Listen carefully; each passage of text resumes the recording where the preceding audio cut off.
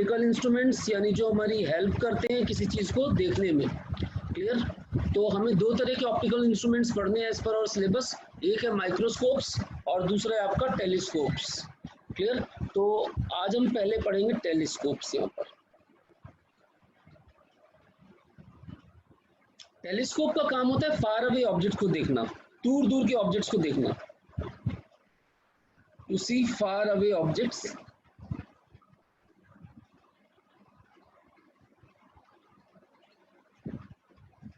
clearly. Far away objects on earth भी हो सकते हैं, स्पेस में भी हो सकते हैं। तो स्पेस में देखने के लिए जो टेलीस्कोप यूज होते हैं उनको हम बोलते हैं एस्ट्रोनॉमिकल टेलीस्कोप। क्या बोलते हैं बच्चों? Astronomical telescope. और अर्थ की सरफेस के ऊपर जो यूज होते हैं they are called terrestrial telescopes. हमारे सिलेबस में है एस्ट्रोनॉमिकल टेलीस्कोप, तो we have to study astronomical telescopes. Is that okay? Yes, sir.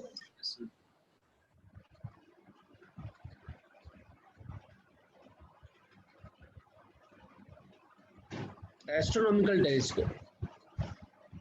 Astronomical telescope आपको ध्यान देना है, इसके अंदर दो लेंसेस है,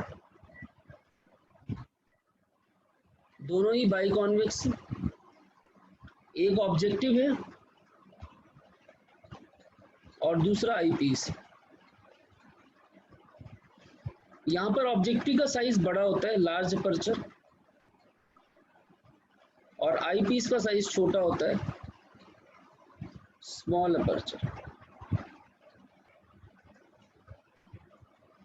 objective should be of large aperture and eyepiece should be of small aperture.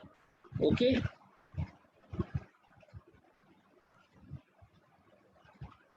Yes sir.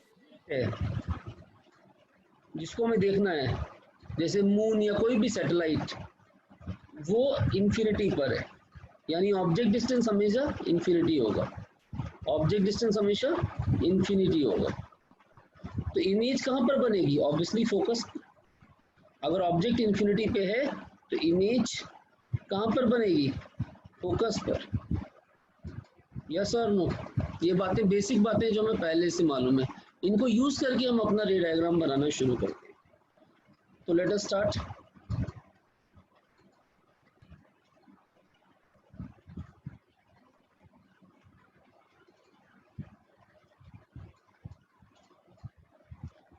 Large size का objective,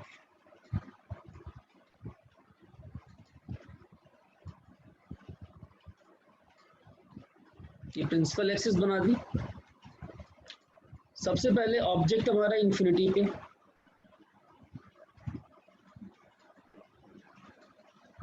ध्यान से देखिएगा बेटा रे डायग्राम को।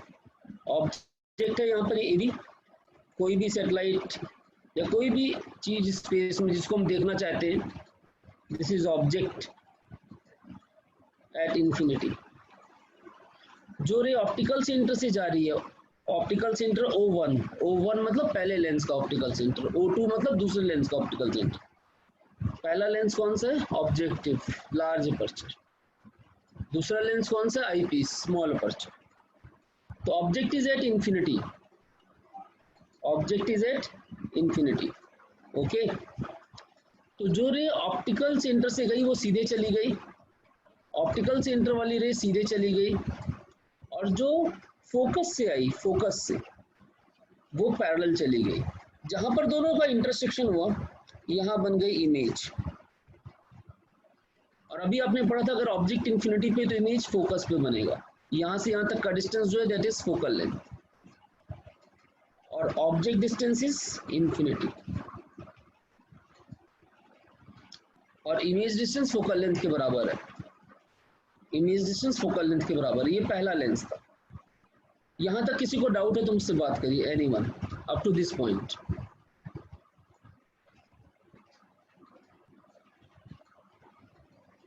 Is that clear to all of you? Yes sir. Sir, हाँ बोलो। सर इंफिनिटी से तो पैरेलल बीम्स आती हैं लाइट की। हाँ पैरेलल ही आई हैं दोनों, पैरेलल ही सर आई हैं। प्रिंसिपल एक्सिस के, हाँ सर प्रिंसिपल एक्सिस की पैरेलल आती हैं सर। प्रिंसिपल ये किसने बता दिया आपको? सर ये 10th में पढ़ा था। गलत पढ़ा बेटा। चलो, वो एज्यूम सर कर एक दूसरे की पैरेलल आती हैं। आपस में पैरेलल आ रही हैं बेटा, पैरेलल नहीं आती प्रिंसिपल एक्सिस के। प्रिंसिपल एक्सिस तो आप यूं कर दो तो टेलीस्कोप है ना, यूं देख रहे हो, यूं देख रहे हो, एंगल चेंज नहीं कर सकते क्या? इसकी एक्सिस तो कहीं भी आप चेंज कर सकते हैं। इसके पैरेलल एज्यूम करते हैं, ऑलमोस्ट पैरेलल होती है अप्रोक्सीमेटली, थोड़ा एंगल बनता है बेटा। Yes sir. बढ़े आगे।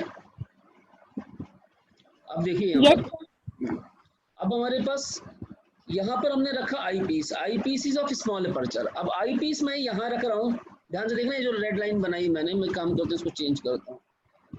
ये आई पीस मैं यहाँ रख रहा हूँ, यहाँ पर आई पीस को मैं पास लेके जा सकता हूँ, आई पीस को मैं दूर ला सकता हूँ। मतलब जैसे मेरे पास ये टेलीस्कोप है, तो आई पीस एडजस्टेबल होता है, एडजस्टेबल होता है। आप उसको आगे मूव कर सकते हैं, पीछे मूव कर सकते हैं, you can move it forward and backward, adjustment कर सकते हैं। तो आई पीस को मैं इस हिसाब से रखता हूँ, पहले केस में, फर्स्ट केस में आई पीस को इस हिसाब से रखता हूँ कि आई पीस का फोकस वहीं पे पड़ेगा जहाँ ऑब्जेक्ट, ऑप्टिकल सेंटर, जहाँ पर आपका ऑब्जेक्टिव का फोकस है। ये आपका eyepiece, this is of small aperture, size छोटा है। तो आई पीस का फोकस जो है आपका, वो ऑप्टिकल से इस ऑप्टिकल सेंटर बोल रहा हूँ बार बार, ऑब्जेक्टिव की फोकस के साथ कोइंसाइड कर रहा है। आई पीस और ऑब्जेक्टिव दोनों का फोकस कोइंसाइड कर रहा है। तो यहां से यहां तक का distance, this is what, this is focal length of eyepiece. अगर आप ध्यान से देखें तो यही डिस्टेंस इमेज डिस्टेंस है ऑब्जेक्टिव का, और इसका आई पीस का ऑब्जेक्ट डिस्टेंस भी है। और दोनों लेंसेज के बीच का जो डिस्टेंस होता है, दोनों लेंसेज के बीच का जो डिस्टेंस होता है, इसको हम बोलते हैं लेंथ, ट्यूब लेंथ, ट्यूब की लेंथ। दोनों लेंसेज के बीच का जो डिस्टेंस होता है, इसको हम बोलते हैं ट्यूब लेंथ या लेंथ ऑफ टेलीस्कोप। ऑब्जेक्टिव से लेकर के आई पीस तक का जो डिस्टेंस है, अगर आप ध्यान से देखेंगे तो this is FO plus FE का मैग्नीट्यूड। नेगेटिव नहीं लेना साइन कन्वेंशंस को, क्योंकि लेंथ है, डिस्टेंस है। देखिए ध्यान से, यहां से यहां तक था FO, और इसके बाद ये क्या था FE। तो FO और FE को अगर मिला दें तो टोटल डिस्टेंस बन जाएगा FO plus FE, that is tube length. Is that okay? अगर आप ध्यान से देख रहे हैं तो यही distance, this is same as V objective plus U eyepiece का मैग्नीट्यूड, सेम। यहां से देखिए, V objective plus U eyepiece का मैग्नीट्यूड, यानी पहले का इमेज दूसरे का ऑब्जेक्ट, उसके सम के बराबर भी है। इज दैट ओके और नॉट ओके? अब देखिए इसके बाद, जो रे ऑप्टिकल सेंटर से गई वो सीधे चली गई, जो पैरेलल आई थी वो फोकस से गई। दोनों पैरेलल जा रही हैं, कहाँ जा रही हैं? आई के पास, to I.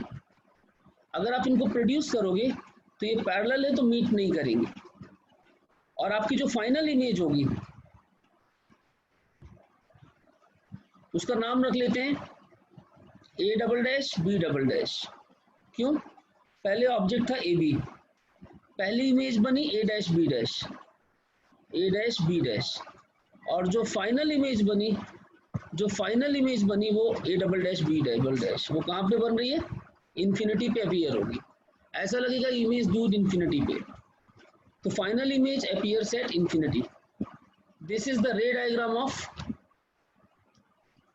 astronomical telescope when image is formed at infinity, final image is formed at infinity. This is called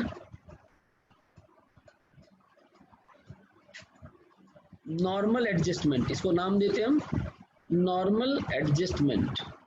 normal adjustment, adjustment क्यों? क्योंकि ये जो आई पीस होता है ये मूवेबल होता है, ये आगे पीछे जा सकता है। इसको इस हिसाब से एडजस्ट कर रखा है कि इमेज इन्फिनिटी पे बन रही है। जब एडजस्टमेंट नॉर्मल होती है तो इमेज इन्फिनिटी पे होती है, और जब इमेज इन्फिनिटी पे होता है तो जो मैग्निफिकेशन होता है वो मैक्सिमम होता है।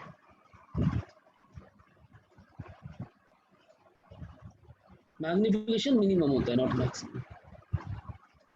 कितना होता है अभी निकाल के देखते हैं। तो magnification is minimum, image is at infinity. Magnification is the magnification of objective into magnification of eyepiece.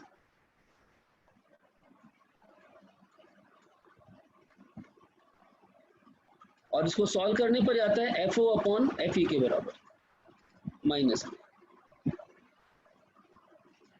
आप चाहें तो सॉल्व करके देख भी सकते हैं, कैसे अभी देखते हैं। इस मैग्निफिकेशन को हम बोलते हैं एंगुलर मैग्निफिकेशन या मैग्नीफाइंग पावर। एंगुलर मैग्निफिकेशन या मैग्नीफाइंग पावर, इसका मतलब होता है इमेज कितना एंगल बना रही बीटा और ऑब्जेक्ट कितना एंगल बना रहा है alpha. Angle found by image to the angle found by object, that is called angular magnification और मैग्नीफाइंग पावर। तो beta upon alpha is approximately tan beta upon tan alpha. Beta होता है image का angle ये वाला, और alpha होता है ऑब्जेक्ट का एंगल ये वाला। तो tan बीटा अगर आप यहाँ पर देखें ये फिगर, ये tan बीटा कितना होगा, मैं हाईलाइट कर देता हूँ ये ट्राइंगल।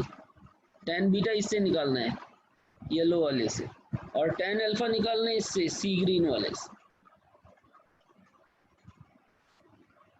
क्लियर? देखिए कितना है tan beta by tan alpha. tan beta है a dash b dash upon, इसको O2 मान लिया। देखिए tan बीटा कितना है a dash b dash upon base कितना है focal length of eyepiece, और tan अल्फा कितना है a dash b dash upon focal length of objective. Focal length of objective positive है और आई पीस नेगेटिव है, तो ये हो गया FO बाई FE और माइनस साइन है। तो this is the net magnification. याद रखने के लिए आप याद रख सकते हैं कि जो मैग्निफिकेशन है आपका किसका, टेलीस्कोप का नॉर्मल एडजस्टमेंट में, वो FO बाई FE है, फूफी याद रख सकते हैं, FO बाई FE फूफी। This is the magnification. एक बार दोबारा देख लीजिए सारी बातें, बहुत ध्यान से सुनिए, दोबारा रिपीट कर रहा हूँ। ऑब्जेक्ट इज एट इंफिनिटी, ये ऑब्जेक्ट है आपका इंफिनिटी पे, हाइलाइटर पे नजर रखना। जो रे ऑप्टिकल सेंटर से गई सीधे गई, जो पैरेलल टू जो फोकस से आई वो पैरेलल गई, इंटरसेक्शन पे बन गया a dash b dash. Clear? पहले वाले की इमेज दूसरे वाले के लिए ऑब्जेक्ट की तरह काम कर रही है। आपके पास यहाँ से जो ऑप्टिकल सेंटर वाली रह गई और पैरेलल रह गई, इनको प्रोड्यूस करने पर फाइनल इमेज मुझे इंफिनिटी पे नजर आती है, फाइनल इमेज एट इंफिनिटी। इसको हम बोलते हैं normal adjustment, final image at infinity. Clear? और निकालते हैं हम एंगुलर मैग्निफिकेशन या मैग्नीफाइंग पावर जिसको बोलते हैं, that is beta by alpha, यानी इमेज का एंगल अपॉन ऑब्जेक्ट का एंगल। सॉल्व करने पर आता है minus FO upon FE। This is magnifying power या फिर angular magnification under normal adjustment.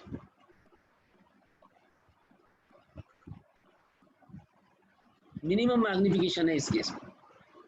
ये फर्स्ट केस है आपका एस्ट्रोनॉमिकल टेलीस्कोप का। कितनों को क्लियर है हाथ रेज करिए, और जिसको डाउट है वो बात करिए।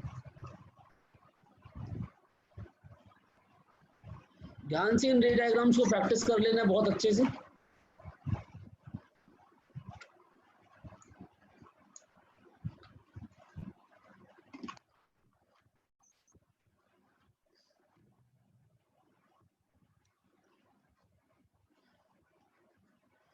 बाकी लोगों को क्लियर नहीं तो बात करिए बेटा, जो भी डाउट है।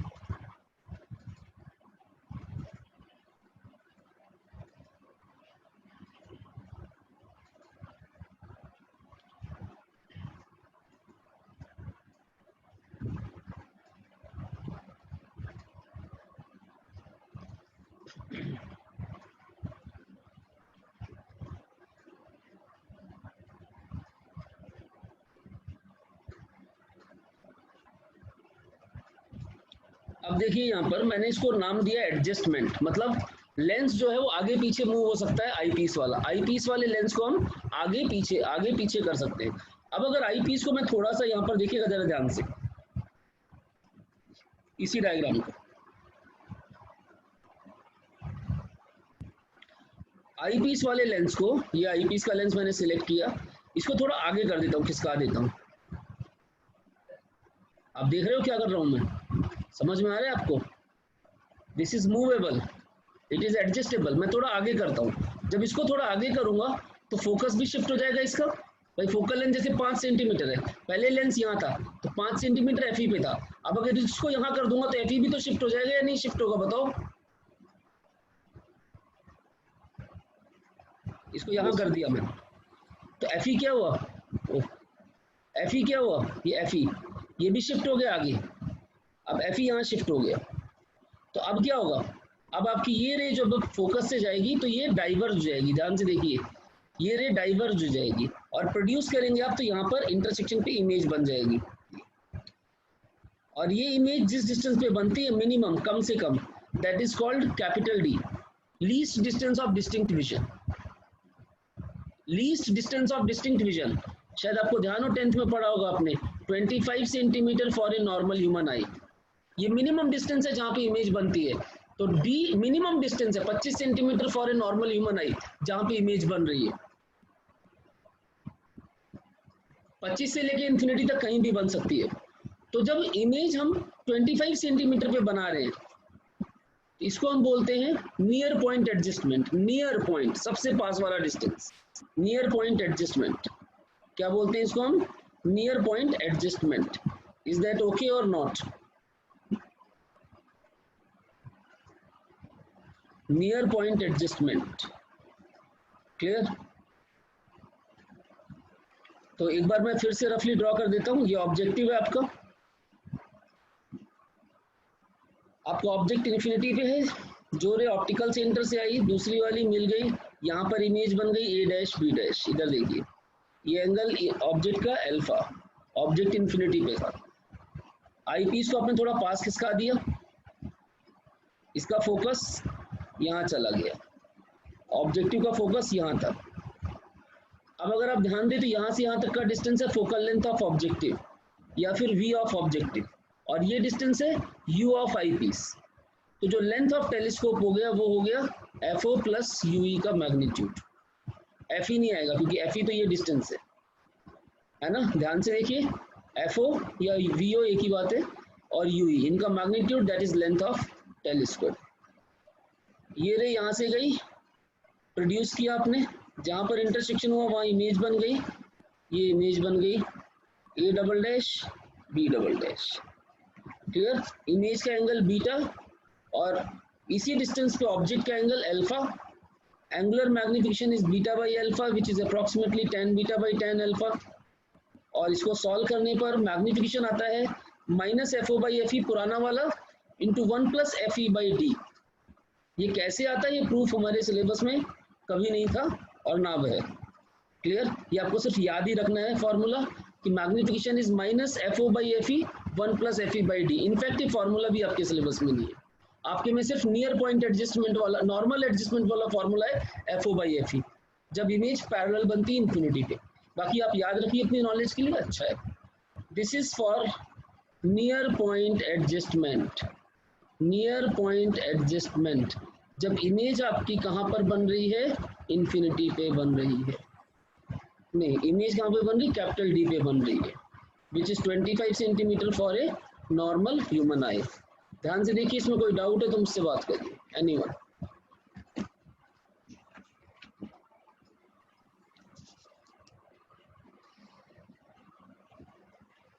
Is that okay? Yes, sir. हाथ रेज करिए और क्वेश्चन नंबर 14 ओपन करिए एनसीईआरटी का। एनसीईआरटी का क्वेश्चन नंबर 14 उसको ट्राई करिए।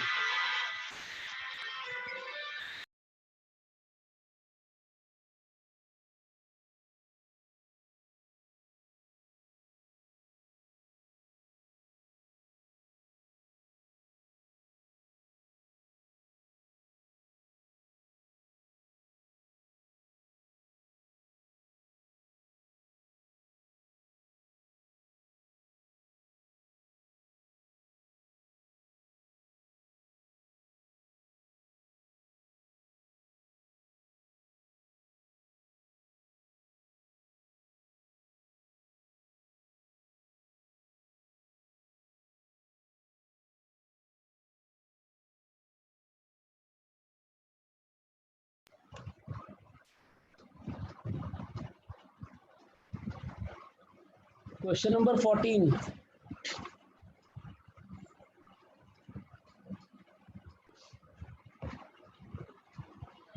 पढ़िए ध्यान से, क्या बोल रहे हैं? ए जाइंट रिफ्रैक्टिंग टेलीस्कोप, रिफ्रैक्टिंग से मतलब है लेंसेज से बना हुआ है, रिफ्रैक्शन फॉलो कर रहा है। ये जो टेलीस्कोप हमने पढ़ा इसको हम रिफ्रैक्टिंग टेलीस्कोप ही बोलते हैं। कह रहे हैं giant refracting telescope at an observatory has an objective of focal length 15 centimetre. Words को ध्यान से देखना है। हम एक रफ डायग्राम स्केच कर लेंगे एकदम से। ये ऑब्जेक्टिव या आई पीस, कह रहे ऑब्जेक्टिव का फोकल लेंथ कितना है? 15 सेंटीमीटर और आई पीस का फोकल लेंथ है 1 सेंटीमीटर। क्लियर?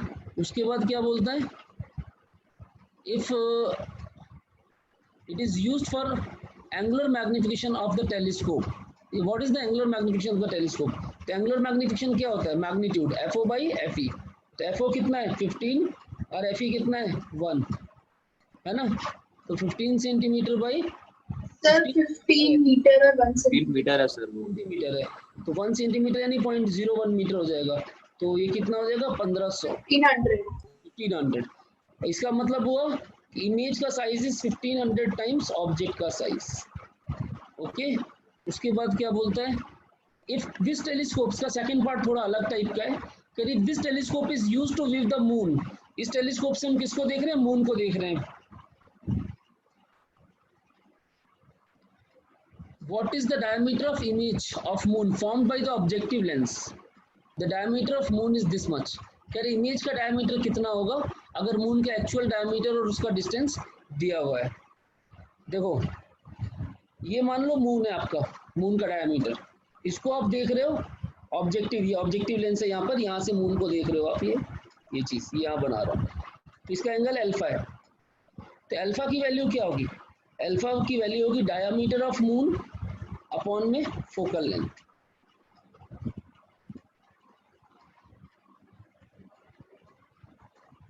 तो अल्फा इज व्हाट? डायमीटर जो है आपके पास मून का अपॉन में फोकल लेंथ, डायमीटर जो इमेज का बनेगा, ठीक है, डायमीटर अपॉन में फोकल लेंथ। तो ये चीज आपसे पूछा क्या इसने क्वेश्चन में एक बार? Diameter of moon is this much and what is the diameter of this much. ठीक है, तो अब इसमें एक चीज और आप ध्यान रखिए, एक मैं आपको यहाँ पे बताना चाहता हूँ, बहुत ध्यान से देखना, दूसरे तरीके से समझाता हूँ, ज्यादा इजी समझ में आएगा। ये ऑब्जेक्टिव आप इधर डायग्राम से समझिए। ये जो ऑप्टिकल सेंटर वाली रे वो सीधे आ रही है, ये आपको याद हो, अभी आपने रे डायग्राम बनाया था यूं, ये बनी थी इमेज, याद आ रही है? अगर ये एंगल अल्फा था तो ये एंगल भी अल्फा था, बोलो हाँ या ना? अगर समझना है तो बताइए, रटना है तो मैं लिख दूंगा फॉर्मूला। ये क्लियर है आपको रे डायग्राम? ये बताइए हाँ या ना? yes, sir. अब यहाँ पे था मेरा ऑब्जेक्ट, ऑब्जेक्ट यानी मून, और यहाँ पर बनी इसकी इमेज A', B' यानी इमेज का डायमीटर। तो अगर आप देखें तो ये फोकल लेंथ था, डिस्टेंस कितना डिस्टेंस है ये फोकल लेंथ, और ये आपका इन्फिनिटी पे मानते थे, एट इन्फिनिटी। अब एट इन्फिनिटी एक्चुअली है क्या? डिस्टेंस ऑफ मून फ्रॉम अर्थ जो आपको दिया। तो अगर आप यहाँ पर देखें tan अल्फा निकालने के दो तरीके हैं, एक इधर ट्रायंगल देख लें आप और एक इधर ट्रायंगल देख लें। tan अल्फा निकालने के दो तरीके, तो आपके पास अल्फा यानी tan अल्फा अप्रॉक्सीमेटली किसके बराबर है? वो है डायमीटर ऑफ मून अपॉन में distance of moon from earth. Also alpha is diameter of image upon में फोकल लेंथ ऑफ ऑब्जेक्टिव। तो इसका मतलब हुआ डायमीटर ऑफ मून अपॉन में distance of moon from earth is equal to diameter of image upon में focal length of objective. अब question में क्या दिया हुआ है, पूछा क्या है आपसे? The diameter of moon is this much and it's lunar orbit is this much. तो डायमीटर ऑफ मून कितना दे रखा है? 3.48 × 10⁶, और डिस्टेंस यानी लूनर ऑर्बिट कितना है? 3.8 × 10⁸, and that should be equal to focal length कितनी दे रखी है ऑब्जेक्टिव की? कितनी है देखो, 15 मीटर, और डायमीटर ऑफ इमेज आपको पता करना होगा। क्वेश्चन निकल जाएगा, बोलो हाँ या ना? तो diameter of image will be, ये गया 10⁻² बचा, तो 3.48 upon 3.8 × 10⁻² × 15, this should be your answer, and this is very very clear if you use this diagram. 14 question, okay और नॉट? Yes, sir. पूछ रहा हूँ आपसे, कितनों को क्लियर है? हाथ रेस करिए जल्दी से, और किसी को दिक्कत है तो बात करिए।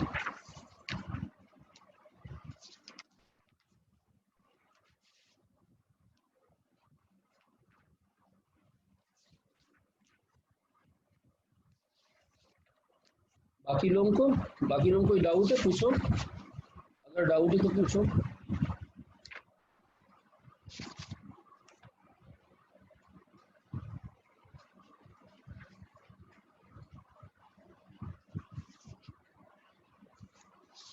ठीक है, सबको क्लियर है इसका। ठीक है, तो ये आपका माइक्रोस्कोप था आपका। तो माइक्रोस्कोप, सॉरी, टेलीस्कोप था। टेलीस्कोप में आपने देखा दो तरह की एडजस्टमेंट, एक नॉर्मल एडजस्टमेंट और एक near point adjustment. Normal adjustment में क्या देखा आपने कि इमेज आपकी कहाँ पर बन रही है? बोलो, नॉर्मल एडजस्टमेंट में इमेज कहाँ पर बन रही है? इंफिनिटी पर। और नियर पॉइंट एडजस्टमेंट में इमेज कहाँ पर बन रही है? कैपिटल डी, यानी least distance of distinct vision पर। ये था रिफ्रैक्टिंग टाइप टेलीस्कोप, रिफ्रैक्शन यानी लेंसेज का यूज करके। दूसरा होता है reflecting type telescope. Reflecting type telescope, इसमें हम कॉनकेव मिरर्स का यूज करते हैं। इसमें इमेज ज्यादा क्लियर बनती है। ये हमारे सिलेबस से हटा दिया गया, इस साल हमारे सिलेबस में नहीं है। क्यों? क्योंकि मिरर्स हमारे सिलेबस से हट गए, तो ये वाला टेलीस्कोप भी सिलेबस से हट गया। लेकिन आपको जस्ट एक इंट्रोडक्शन दे रहा हूँ मैं कि इसके अलावा भी एक टेलीस्कोप होता है refracting type telescope, reflecting type telescope. इसके अंदर हम कॉनकेव मिरर्स का यूज करते हैं, लार्ज अपर्चर की मिरर्स। यहाँ पर इमेज ज्यादा ब्राइट बनती है, ज्यादा क्लियर बनती है, और मैग्नीफाइंग पावर सेम होती है FO/FE। ठीक है, but the clarity of image is more. वहां पर हम दो मिरर्स लगाते हैं, ये कॉनकेव मिरर्स। तीसरा मिरर यहाँ पर है, यूं एक बड़ा सा ट्यूब बनाते हैं। ये कॉनकेव मिरर है M1, ये कॉनकेव मिरर है M2, ये कॉन्वेक्स मिरर है M3। ठीक है, यहाँ पर एक ऑब्जेक्टिव है, इसमें हमारे पास एक ट्यूब चल रहा है, उससे हम यहाँ पर आई फिक्स करते हैं और जो भी दूर ऑब्जेक्ट है उसको देखते हैं। कैसेग्रेन्स टाइप टेलीस्कोप नाम है इसका। तो यहाँ से जब रेज आती है parallel to principal axis, reflect होती है, फोकस से पहले ही दूसरा मिरर है, ये मिरर इसको वापस आई की तरफ फोकस कर देता है। तो ये जो भी रेज आ रही हैं रिफ्लेक्शन के बाद आई पीस से कलेक्ट हो जाती हैं और यहाँ पर क्लियर इमेज आपकी बनती है इस पॉइंट पर। This is called reflecting type telescope. कौन सा टाइप? Reflecting type. तो सिलेबस से हटा दिया गया है, लेकिन आपको एक बार थोड़ा सा आइडिया रहना चाहिए कि एक और है। इसका बेनिफिट है कि इसकी इमेज ज़्यादा क्लियर और ज़्यादा ब्राइट बनती है।